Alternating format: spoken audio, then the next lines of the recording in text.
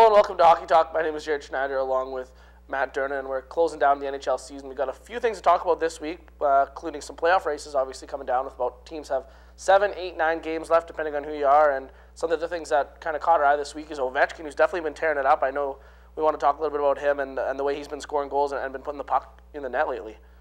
Yeah, the last 2 weeks actually. I just made a quick note of his numbers. He's got in the last 13 games, 22 points, doubled his output. He's got 44 points now, so 40 games played, 44 points, so 27 games. Yeah. The first 27 only put up 22, and then the last 13 he's put up 22. And I think more significant than that is the fact that he's scoring again. You know, he's got 26 goals now in the season. He's tied with Steven Stamkos for the goal-scoring lead. And, 26 goals in 40 games so far, that's more than a 50-goal season. So, nice to see him back. It's been a couple of years where he's really struggled. I'm not sure what was really wrong with him. So, I want to ask you the question really is, do you think he's responsible for Washington's resurgence where they are right now, or do you think it's kind of that Washington is in that race, they've taken over the Southeast Division lead, and that's kind of spurred him on to really pick his game up? I think it could be a little bit of a mixture of both. I mean, obviously he's picked up 13 goals in his last 8 games, which is phenomenal in the NHL from that standpoint. I mean, obviously on pace that'd be over 100, but I mean that's unrealistic. But I think climbing back into the race, we saw now they are ahead of the Jets by 2 points here, and they've even got a game in hand on the Jets. So I think he definitely has helped resurge that team, and I think part of it was the playoff race and the motivation of, look, hey, guys, like we're only right out of third. Now they're in third. So, I mean, they're sitting in a playoff spot, a home playoff spot in the first round. I think he's really picked up his game, and, I mean, that team goes with him, right? We've said it before. Yeah. That team goes with Ovi. Like, if he's not playing, they're not in the playoffs, which they weren't. He's playing, and look at them. They're 8-1-2, 9-1-2 now in their last 13 games. So they've been phenomenal. I mean, they're right back up there. They could be a force in the playoffs. I mean, I don't want to say anything too far yet because they are a third seed, but I mean, they're only points-wise an 8th seed, so we'll see as they move forward. But I think they could be a good team in the playoffs here and a tough team for a 6th seed to match up with here in the first round. Yeah, kind of a sleeper pick, and I mean you can't discount that even with the 8th seeding, technically points-wise they'd be sitting in 8th. They are 3rd and they are going to have a home playoff series. So and with a guy like Ovechkin, who is that game changer, team that you could have to watch out for. What I was thinking of though is. That contract that he's got a ridiculous contract, $124 million, 13-year contract. So I know we had mentioned earlier in the season, you and I had spoke about it, is Ovechkin a good fit in Washington? Is his time there kind of running thin, and is this kind of an idea for what I was thinking was, he saw the trade deadline just go by, and you look at a guy like Luongo, who there's been so much trade talk about, but he just cannot get out of Vancouver, because he's got that massive contract attached to him, and it's hard to move. So do you think maybe that this is kind of Ovechkin, putting himself back on display, kind of putting himself back on the market, say, look, I am still an elite player, so just in case, things start to go belly up in Washington, he's not stuck there because Washington can't move him. Some people actually take him, right? Yeah, so who's going to take a guy like that if he's, just kind of putting up as he was for the first half of the season, only, a middle of the pack kind of scoring guy, not really tearing it up, and now that he's proven that he can be a scorer again, maybe he's got value to a team who might be willing to say and take on a contract of that size, Yeah, exactly. It's tough to say, really, because, I mean, like, Luongo, nobody took Luongo over the trade deadline because of his contract, and he wanted out, right? Trading Luongo. How long has he been talking about getting traded? Absolutely, like a year and a half, 2 years now, right? And it's just not, it just doesn't look like it's going to happen now. Maybe in the offseason at the trade, or at the draft, rather, but for Luongo, that's tough to say. I mean, Ovi, obviously, it's a different player. He's a high-caliber player. He has been now. He's back into it. Like you mentioned, maybe teams would want to take on his contract. I know we've talked about some of the other players who are been traded this offseason. You look at, like, Ginla and Morrow, who contracts are over this year, right? So it's a 1-year rental. So the team doesn't have to take on the big contract. So it's tough to say with him. Teams might want to take a shot at him. Maybe, I mean, don't want to throw any other names out, but some of the teams that maybe don't have that elite scorer right now, some of the teams that have the cap room, that have the $8 million, even with it going down 5-6 this offseason, team might want to take him on a little bit later on. We'll see as far as that goes. Yeah, I don't know. I mean, it's tough to say, really. I think a team might want to take him on if he can keep playing the way he is. But, I mean, the thing is, you've got to guarantee that you're going to play like that for the next, what is his contract still, 8-9 years left on it? Like, he's still got I think he's signed until 2021. He's still got another 8 years on his deal. So that's kind of something that I want to just jump into is with the length of NHL contracts, they have changed it. That was one of the things that they looked at in last lockout was, changing the length. And you got guys like Luongo who takes a 12-year deal, Ovechkin who takes a 13-year. I think you got Zetterberg took a massive one in Detroit, took a 12. Right? Hossa took a pretty long one. Kovalchuk's up to 11, I think. Even yeah, there is something to be said from the player's perspective. I can understand a player, you want that job security. You say, you know what, I've got a job for the next 10 years. I can retire here. I know that I'm going to be here and I'm set. But then you look at things Luongo, there's no way that he could foresee that things were going to turn out this way when he picked that contract, right? When he said, okay, I'll sign this 12-year contract, and then 2 years down the road, Corey Schneider looks like the guy, and I keep confusing them. And Luongo says, oh, if you want, you can trade me, but you can't. Look at the deal, right? He's almost unmovable when he's got a deal like that. So I think you got to kind of look at it, and maybe this is going to kind of discourage players in the future from taking those big long contracts. Maybe you max out and say, you know what, 4 years is good for me, and then we'll take it from there. If he wants to re-up, then it's his choice. But taking a 10, 12-year contract just is kind of senseless in my eyes, because other than really Detroit, who's been consistent for 12 years where you're going to be competitive, right? Yeah, I mean, the contract is a tough thing again. Like you mentioned, he's still got a few years left at his $6 million a year. But the thing is when Vancouver signed him to that deal, they said, hey, you're a goalie for the next 8, 9 years. And all of a sudden it's been 3 or 4, and they still got 5 left. And hey, we got this younger guy, we want you to leave. But I mean, it's almost the shot against Vancouver. They can't, they signed the deal, they got to live up to it, and they're paying the price right now. I mean, they can't shop him around. It's eating up salary cap room. They're still one of the top teams with the duo, which is I think one of the best duos in hockey. So it's good to see that. But I mean, it's tough to say because yeah, what do you say is I don't know. What's an ideal length for a contract, though? Well, I like the 4. I like the 4. 4 for 5 or 6 million. 4 is enough even if you're in a rebuild, right? Even if you're in a rebuild, 4 years kind of enough to get turned around, and then at the end of that 4 years, you say, okay, I like the direction we're going in, we'll re-sign, rather than kind of pigeonholing yourself and saying, okay, I'm putting all my eggs in this team's basket. I'm going to be here for the next 12 years, and then as I said, you find out 5, 6 years down the road, okay, they don't have a use for me. You get a diminished role or whatever. You don't play the role that you're expected to play. And you're stuck, as you said. You find yourself in, a Luongo type situation, or even an Ovechkin situation. Who's to say if Ovechkin, we never heard his name really thrown around in trades, but who knows what happens in in another couple of years if Ovechkin finds himself in a situation where he doesn't want to be in Washington anymore. They go through a few changes. Maybe they're doing a rebuild, and he wants to get out. And maybe he is 28 now, 27, 28. Yeah, 28, 29. So and he, no cup, not even the Stanley Cup Finals appearance. Who's to say that when the time he hits 20 or 31, 32, and he's saying, I want a cup now. He sees teams like what Pittsburgh's doing this year, and they can grab guys, and he's saying, I don't have that option. Guys can't go and rent me out. If they want me, they've got to have me for the next 5, 6 years. So you kind of put yourself in a weird spot that way. See, you look at Ginla, it's kind of the same thing, right? I mean, he had signed in with Calgary for long term, and I mean, look at his age now. He's up in the 30s, so he's almost in the same situation.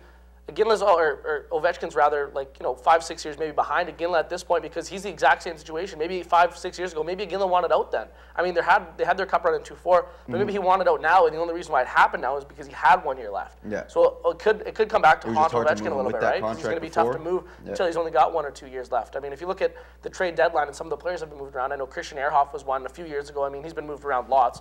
A 4-year deal, $16 million. No, it's not an easy contract to move. It's still a decision for teams, and it's their player of the trade deadline. But you see teams like that who are taking players like that. I mean, the contracts like that, they're a little bit easier to move around. Those 4-year deals with $4 million. You're not eating a whole lot. No. You're not tied to a guy for a super long time, right? He's not going to eat up space where you could be bringing in, some younger guys or signing a couple new guys where you've got this big contract for 10 years and you're looking and saying, oh shoot, we can never move this guy. So, I think we'll see it. I mean, like you said, 3, 4 years from now, we'll see where Ovechkin's kind of at and see if this is going to work out. If he wins his cup in Washington, he's happy. I'm sure he'd be happy to retire there.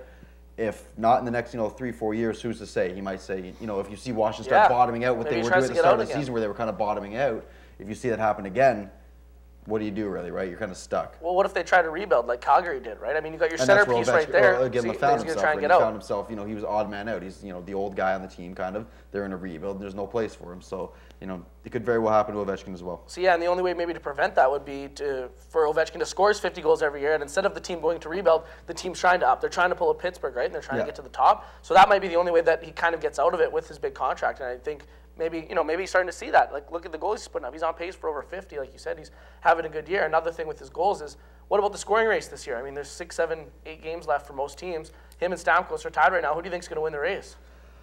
I would have to say that right now the odds-on favorite is probably Stamkos, just because he's been going at such a steady clip. Ovechkin, great player. I don't know if he can keep up this pace, really. Crosby's obviously out of the running because he's out. Chris Kunitz was right there, but Kunitz, let's face it, he was eating off of Crosby's plate. They got points, right? He was eating off everything that Crosby did, so Kunitz isn't even a legitimate threat, really, for the Art Ross I would have to say Stamkos is the odds-on favorite to lead the league in points. Just for points, yeah. What about goals? Goals? Between the two of them? We know... I'd stick with Stamkos just because Ovechkin's really torn it up. I think his pace is going to kind of teeter off, whereas Stamkos has been doing it a lot more consistently. He's playing, him and Marty St. Louis play really well together. Ovechkin's got Backstrom, but I think that I'll go with Stamkos for the Rocket Richard Trophy. Yeah, and I think it might actually go to Ovechkin. I think he's going to play hard the rest of the year. We'll mark that down. Maybe just for argument's sake that I'll go with Ovechkin just because of the way he is playing. I mean, 1-2 more games of 13 goals and 8-game pace. That's a phenomenal pace. As far as points go, there's no way that you can keep up with him. Yeah, as far as points go, I think Crosby's supposed to be back the week before, like the last week of the regular season. So, I mean, he could still win points if he comes back and torches the way he does. I mean, he's still 10 points out of Stamkos. So points, it's kind of tough to say right now. But other than that, I mean, we've got a few more things on the way, including some playoff races. Yep. Some Canada-US from last night as well. So you're watching Hockey Talk right here on Shaw TV.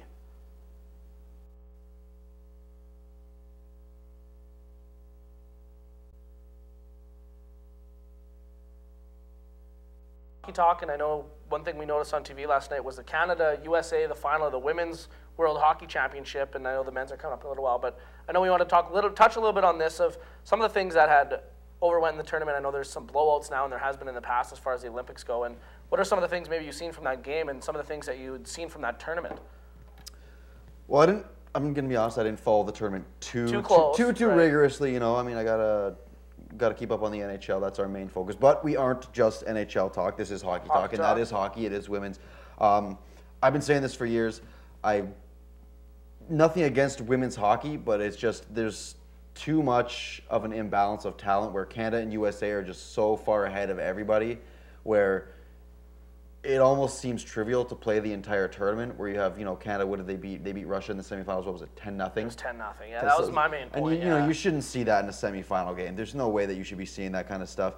And realistically, it's Canada and US. You're basically waiting around for a whole bunch of games to see Canada play the US in the finals like it is every single year, right? So, I mean, good game last night. Canada played well. I mean, USA was the better team. You can't really deny that. They outshot them and outplayed them for the most part. And you can't say that they weren't deserving of the win. But, as the two hockey powers in the world as far as women's go, what would you think about, rather than having a world championship? I mean, I don't want to say cancel the world championship because it seems unfair to give, other countries a shot at winning it. Yeah. But realistically, I mean, maybe put one or two all jokes aside, like I mean, Canada and US are the teams that are going to be there. So why not? Let those other teams play in the Olympics, obviously. You can't keep them out of the Olympics. But rather than have a world championship, why don't you just kind of, scrap that and say, do like the Canada-Russia Super Series like we've had before. Yeah, maybe have a Canada-US, play a best of 7 to really decide who the best team is. Because you saw in this tournament, even Canada beat US in the preliminary round, USA beat Canada in the gold medal. So who's, they're 1-1. So why not have a couple more games to really decide, over a 7 or 8 game series to really find out who the best team is? Yeah, absolutely. I think the series would be a great idea. I mean, for the two teams, obviously, how the juniors, how they play a subway series. They do the WHL, the O, and the Q, and they play 8 games. I think if they did that with the States, that would be awesome. Maybe even play 8 games. Maybe 4 in Canada, 4 in the States, play 4 in Canada, play BC, Alberta, somewhere, and then 2 in Ontario or something like that, and then move down to the States, play Detroit, Chicago, St. Louis, Minnesota, or something like that, right? Or you can even go down for some of the guys who come from the West Coast. You may play games out on the West Coast out in say like Seattle or down in California. Like that, I don't know if there's a lot of I don't know the Canadian I don't know the American fan base down in the West Coast if there's a lot of fans of women's hockey, but if it's USA versus Canada, you're going to get people interested. Yeah, it's a rivalry. I don't think they'll really care what they'll watch golf Canada versus US. They'll watch cricket Canada versus US. Yeah. If it's that rivalry, they'll probably watch it if you send it down. Yeah, if they play it in Phoenix or Florida, I mean they're going to get mostly Canadians there anyway with all the snowbirds that are down there, right? So I mean, depending on when they play it, but yeah, I think a Subway Series is a great idea between the two teams. Obviously, you look at the semifinal matchups. Canada had beat Russia 10-0, and then that's not a semifinal, really. Yeah, USA only beat Finland 3-0 or something. It wasn't so bad, but I mean Finland was a good team for the thing. So then again, you look at it, USA could have been just kind of gearing up to play because they knew they were going to play Canada rather than really blow their engines out in the semifinal against a team that they know they're going to beat. Why not just take that 3-0 win and pack it up and save as much energy as you can, right? It's hard to say whether they were sandbagging in the semifinal or not, but it's not the same as men's, where you can have those kind of upsets where every now and then you'll see you've seen it even in the juniors now where Canada's not the superpower in World Juniors anymore. You've got we haven't won in like 4 years. Teams like Russia and Sweden Finland even, or Czech Republic can step up every year, and they can be one of those surprise teams, or even prove to be a better team if they have a rich talent pool that year. Whereas you just don't see it in the women's hockey as much. So not yet. I mean, it could build. Hopefully, it builds, right? I mean, hopefully we can. You want to build it. You want to build the program, but I mean, what purpose is it serving for hockey in Russia for women to send them over and to watch their team get beat 10-0 in the semifinal? To send them over it's disappointing, and it's depressing for those girls to come over to Canada. They travel all the way over here for what? To get to a semifinal and get blown out? I mean, it just seems kind of trivial for them to come over here when they know, we're playing for third place, when there's really no chance that any of them are going to have a chance at the gold medal game. Yeah, I mean, like it might be fun for them to play against, Sweden and Finland, and there's some of the other teams that are in the tournament. I mean, some of Switzerland and things like that. They get those games and they play. You go there to win the tournament. But you go in to win the tournament, right? And I mean, you got Canada, USA. They get first and second every year, and they keep finishing first and second, so they play in separate pools every year to make it even worse. That they're always going to be there. They're always. I mean, they played each other in the round robin, and Canada had won the first battle, but then in the gold medal, obviously the one that counts. Seen that in the Olympics, but vice versa, right? I mean, the US won, beat and then Canada last Olympics. Canada came back and then won in the gold medal. So I mean, I don't know, something like that. But as far as playoff races go, I mean, maybe if you switch back to the NHL now, we're looking at some of the playoff races already. I know it's kind of early. We still got 7-8 games left, so I mean, things are definitely going to shuffle, especially towards the bottom. But I know some of the teams that are locked in, like Pittsburgh's won their division already, so they're Chicago's locked in. Top two. Chicago's got a playoff spot. Maybe not quite so the division yet with Detroit right there, but things like that. I mean, we'll see some playoff races and some playoff formalities here start to form, including the Leafs, your team. Well, Detroit's looks like they might get in. It's a great time to be a Leafs fan. Playoffs, it's been way too long. Look, I mean, I want to knock on wood. Nothing's for sure yet. I've seen they're still only 6 I've seen points them crash up, and burn. I think they're 8 points up on ninth at this point right now, which is pretty comfortable. But some interesting teams to see that might get in the playoffs, and some interesting teams even for me that have been there all year that could potentially slip. I mean, you're looking at this year, Detroit's sitting in 8th right now. I think they're about 2 or 3 points up on Dallas. And Detroit, to see a playoffs without Detroit would be just bizarre because you're so used to seeing them there. You're so used to seeing them there. And another one we got sitting in 7th place right now in the East, the New York Islanders. I mean, they're a team that kind of 7th even, not even 8th. They're a team that's kind of on the fence for me. They're usually kind of hovering around that either if they're not in the dead bottom, they're hovering around 9th, 10th. But 7th right now is kind of good for them. They're ahead of the Rangers even right now. Ottawa for me, I think, is a team that could be a casualty. They've been kind of riding a really long wave of momentum, sitting up in as high as 5th this year. They've dropped 5 straight and they've now, dropped down to 6th now, and they're not too far up on 9th place. I think we might see them drop to 8th and even 9th. So I don't know. That's a team I think is good to keep an eye on as far as whether they finish in the playoffs or not. But I'm going to go with no right now. And one thing about the East, I mean, like you mentioned them dropping off, if they do potentially drop to 9th or something like that, I mean, look at the Jets. I mean, look at the Winnipeg fans. It completely changes the face of they thought they had to change. They could still win the division. They only thought they 2 had points to on the chase third, division. and now they could actually potentially still chase 8th, right? I think I'm with you on that. I think the Jets almost have a better chance of catching Ottawa for what would be end up being the 8th playoff position, even though they're only 6th. Then catching Washington, who's only 2 for the division. The way Washington's playing and with the game in hand, I mean, I'm pretty sure Ottawa still has a game in hand on Winnipeg, but I mean, if they start to lose, not been playing well, though. You said it like 3 weeks ago that they're going to crash and burn you eventually. They might still get in, but they're on their way down. I mean, they've lost 5 straight. I mean, it's tough without. They're playing without on borrowed time, right? really. They're playing without Erik Karlsson, their best, arguably the best defenseman in the NHL. Jason Spezza, who is easily their best forward, and I mean, they've picked up Corey Conacher. They've picked up, or Craig Anderson's back from injury now, but. Realistically, I just don't think they're deep enough talent-wise to really compete, especially down this stretch. They are so young. I think it's really starting to catch up with them when they're realizing, we're almost right there. And I think that pressure's kind of starting to weigh on the young kids, and they're not really ready for this. So, you look at a team like Washington, who is charging, who has been a playoff team, and Ovechkin knows what it takes to get there, so he's making that charge now. Islanders, still young. They're kind of a dice roll for me. In the West, what's kind of interesting to me is that, as usual in the West, right down from 6 through about 10, every team's tight. Every year it's like that. Every team's tight. You got teams a little bit unsuspecting. It is a little bit. It's a weird season. It's a short season. Yeah, you see but San Jose's you got teams like San Jose, right? Who's been as low as 9th, as high as 2nd, just kind of bouncing up and down all year. Anaheim's looked pretty comfortable. I think Anaheim's going to lock in that division. I think they should take that division. Vancouver, you expected them to be up there in 3rd. I think they're 4 points up on Minnesota right now. Well, Minnesota was close for a bit, but they've kind of slipped a little bit. I think Minnesota's sitting in 7th right now, slipped a little bit. And I mean, Heater went down. He's gone for the season. Definitely a big blow to that team. Columbus, we thought maybe was for real for a bit, but as far as if you got to look, I'll give you this. How about this? St. Louis, Minnesota, Detroit, Dallas. 3 of those 4 are going to make the playoffs. Who would you say? I think the 3 that are in it right now. Dallas traded away too much. You don't Dallas think Dallas sold the farm. I've heard you say it before. Yeah.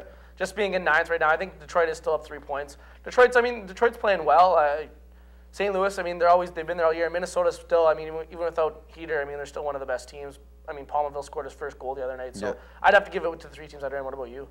I'm really on the fence about St. Louis, actually. They've been so hit and miss for me all year. At the start out, as we said, they started out on fire, absolutely blew up Detroit to start the season. They've been able to beat teams badly, and then they've looked really bad in other games. And no Halak. Brian Elliott stepped in. He's played pretty well. Jake Allen, for the time that he was in there, played pretty well. St. Louis, I think, is a team, though, to keep an eye on again because, they're not the same team they were last year where they were unbeatable at home and got into the playoffs based on just their home record alone. Their goaltending was last year. And their goaltending was just absolutely unreal. Jake Allen stepped in very well, but their goaltending's still been It's kind of been up and down this year. And again, they're another team that's why you kind of saw them fizzle in the playoffs last year, was because they kind of got there and realized, who do we really have? Yeah. We're still a fairly young team, and who are they banking on? Who's leading them in scoring this year? It's like Chris Stewart and Alex Steen are pretty much like leading that team in scoring. They don't have a lot of veteran guys with a lot of playoff experience, so I could give them a couple more years. I could see them sliding down to 8th or even 9th if Dallas or even Columbus, who we've seen kind of pick it up. Edmonton is another interesting team, sitting down in 12th, but young team, but a team that can get hot and start kind of rattling off wins if they can get some solid goaltending. So do you think Edmonton? You picked them. I know you picked them to be the top Canadian team. So I know. Do you think they can make that run? Do you think they can kind of get that charge and get up to 8th? Or? No. I think they're too far out. They're probably like 5 or 6. I can't remember specifically, but I think they're 5 or 6 points at 8th. I don't think they're going to get there. I think they've kind of battled consistency. A lot has been their problem. They've looked brilliant one night, and then the next night they go out there and actually lay a stinker. So.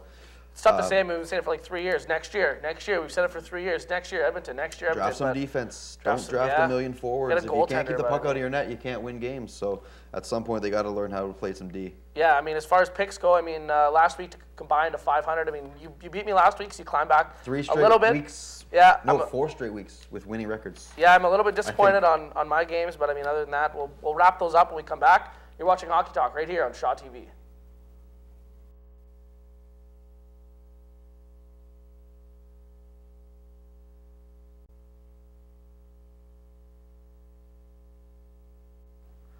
Hello and welcome back to Hockey Talk. Now, moving into picks, I know we're both fairly happy with the way things are going. We're both above 500, so that's what we wanted at the beginning of the year, so pretty good. So maybe I'll let you run down some of the records as well as maybe last week. Yeah, we got it going again. Your first week with a losing record in a little while, and I kept the winning streak going. I'm at 4-3. Not spectacular. I went 4-3. You went 3-4, so I didn't really gain too much on you. I'm at 38 and 36, so I'm 2 games above 500 now, getting it done. You're at 42 and 32, very respectable. Start out with tonight's game. Going out to the west, we got Vancouver sitting in 3rd right now against Calgary sitting in the very bottom. Calgary, hit and miss. Yeah, they're on and off. We saw, like you mentioned before, Edmonton's blown out Vancouver a few weeks ago. Yeah, they can lose. It was on Hockey Night in Canada too, so give them that nonetheless. But I think you got to take Vancouver. I know it's the only game tonight with 2 Canadian teams, so it's a tough one to pick. But I got to go with Vancouver just because I think they're on the road even too. So yeah, makes it a little bit Calgary. trickier. Yeah, yep. So I'll take Vancouver just on the way they've been playing. Schneider's in the net too. That's a win. Jaret Schneider, Corey Schneider. Yeah, okay. I'll take Vancouver as well. I just think Calgary, very hit and miss, as I said. You never know, things can happen. But I just think Vancouver's a better team. They're starting to get their stuff together. They're gearing up for the playoffs. They're kind of in playoff gear right now, and Calgary's kind of almost checked out. Thursday, real big implications for this one as far as playoffs go. St. Louis and Minnesota, teams sitting in 6th and 7th respectively in the Western Conference. It's in Minnesota. As we just mentioned earlier in the show, Heatley just went down. They announced he's out for the season. St. Louis, and Minnesota both trying to kind of jockey and secure a playoff position. Yeah, either team. They could even jump into, I believe, 5th there ahead of San Jose, who's kind of dropping down. They just lost 3-0 to Columbus the other day. Yep. So this is a tough pick, but I'm going to go with Minnesota. I just think Minnesota's been the better team lately. I know they are missing Heatley, but they were right there with the division for Vancouver. They've kind of dropped off lately, lost a couple of games, but I'll go with them, even though St. Louis is playing fairly well now. You mentioned them maybe even dropping out of the playoffs. But.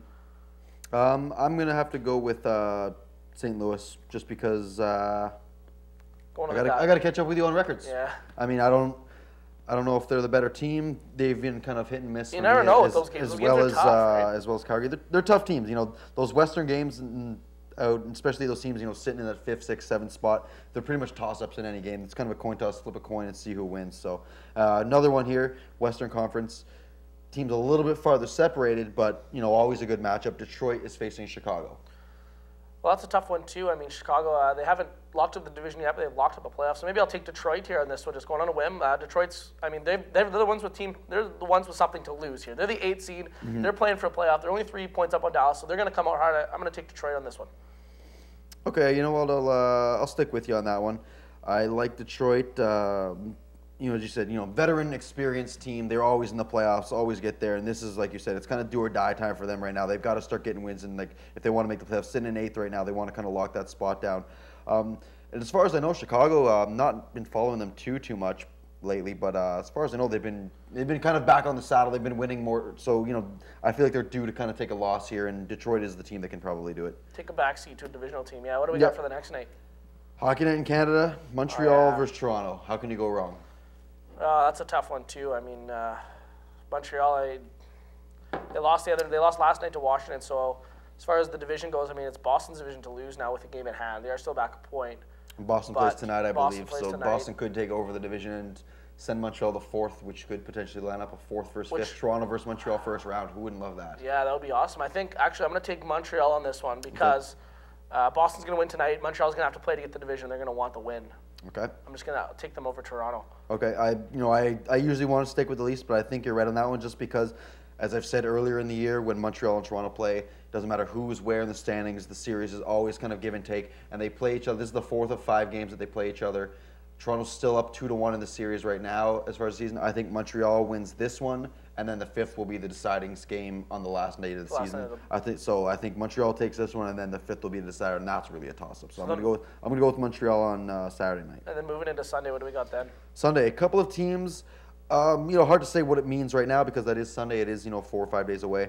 But a couple of teams that are almost completely out of it. This could be a do or die for both of them. Tampa Bay and Buffalo.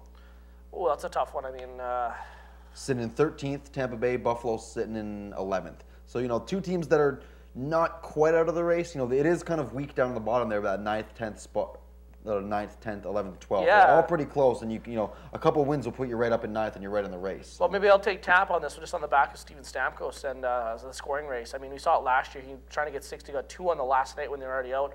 So I think maybe just scoring race, seeing Ovechkin pressure, I think he might step up here towards the end of the year and try to put some goals in. So I'll take Tampa in that one. Okay, I got to go with the opposite. I'm going to go with Buffalo. In Buffalo, and I think I think they looked pretty bad last night against Winnipeg. Winnipeg beating them 4-1, but Ryan Miller, he always seems to bounce back. One of the best in the NHL. I think Buffalo gets it done. And Tampa Bay, not a very good team at all. They can score. They look a little bit more confident with Ben Bishop in net. I'll give them that. But I think that Buffalo steals this one from them. And then sliding down a little bit more. Yeah, I mean, I don't think either of them makes the playoffs. I think. Yeah. Oh no. I think realistically, you're right. Realistically though, I think Buffalo gets closer. I think Buffalo might be in that 9-10 spot and might get a sniff of the playoffs, but I don't think quite get there. And then sliding down into Monday. Monday, the teams that this is almost a given. We wanted not very many good games on Monday. This is a Northeast Division. Ottawa versus Boston. Ooh, Ottawa and Boston. That's a tough one. I mean, like we mentioned, Ottawa. Tough one. I'm just going to put down Boston next to your name right now. All right. Now explain why you're taking Boston. Well, I mean, Ottawa's dropped 5 straight. I mean, it's not till next Monday, so it's kind of tough right now, or this Monday coming up, I guess, rather. But yeah, I'll take Boston. I mean, they've got actually, they're playing for something right now. I mean, Ottawa obviously don't want to drop out of the playoff, but they want the division. Realistically, Boston wants the division, so I'll take Boston just on that one. I'm going to go with Boston as well. Better team. I mean, the only thing that might be a little X factor is the fact that, as you said, that's Monday. That's it's 6 days away, and at that point, you never know where Ottawa could be sitting at that point with the way they've been playing. Ottawa could very well be in 8th or 9th by that point. That could be a do or die game for them where they come up and really play well. But at the end, it's in Boston. I think just Boston's the better team, and there's not really much way the way that Ottawa's played. I don't see them beating Boston. And then the last game. Everyone's favorite, great rivalry: New York Rangers against the Philadelphia Flyers. Rangers sitting currently in 8th. Flyers sitting in 12th. I had them not making the playoffs from a long time ago. But, they played a couple of good games last week. They got blown out a little bit by Winnipeg, kind of gave up. But they beat Montreal. They beat Toronto. They beat a couple of playoff teams last week. So, I don't know what's going on with Brizgalov. Apparently, he's fallen asleep in team meetings now. Is what I've heard. I didn't hear that. I heard. Yeah, I heard. Oh, now here the new what is it? It's trending. Briz with all the Z's. Oh, really? Brizgalov Oh, that's awesome. is the new thing because he fell asleep in a team meeting, but the team said they won't bench him because he fell asleep. So. Oh, even better. Well, I mean. He's asleep in the net half the time, anyways. So. Well, just looking at that, I mean, obviously Philly, they've kind of dropped out. The Rangers are sitting in the 8th spot right now, so I'm going to take the Rangers. Mayor Tim Johnson might be happy with that pick, but Hi, Tim. I'm going to take the Rangers. I'll take the Rangers on that one, just Does because. Tim watch this show? What's that? Does the mayor watch our show? I don't know, actually. He better. I have to give him an ask, but He better. I'll take the Rangers just on that one. Moving down, I mean, that's not till next Tuesday, so it is a week away, but I mean, that could be a big one for the Rangers, or even for the Flyers, too, if they win a couple before then. Exactly. That's a real dice roll. I'm going to go with Philly just because, as you said, because between now and then, you know, Philly might be able to string together jump, they can drop, Philly right? could string together a few wins, and they could jump up all the way up into 8th, 9th place even. They could be in a playoff spot. I said they weren't a playoff team, but, you know, who knows by that point. They could be right in the race. Rangers and them could be sitting fighting for that last spot. So I'm going to go with Philly in that one. So I guess that pretty much wraps up picks this week. That does. That'll pretty much do it for this week's show. I mean, we covered a lot of things. I guess next week we'll be, a week closer to the playoffs. You might few have a teams, more less clear games. picture. Could be 4 or 5 games left next week, maybe 5, 6 for some teams. But other than that, for Jaret Schneider and Matt Durnan, thanks for watching. You're watching Hockey Talk right here on Shaw TV.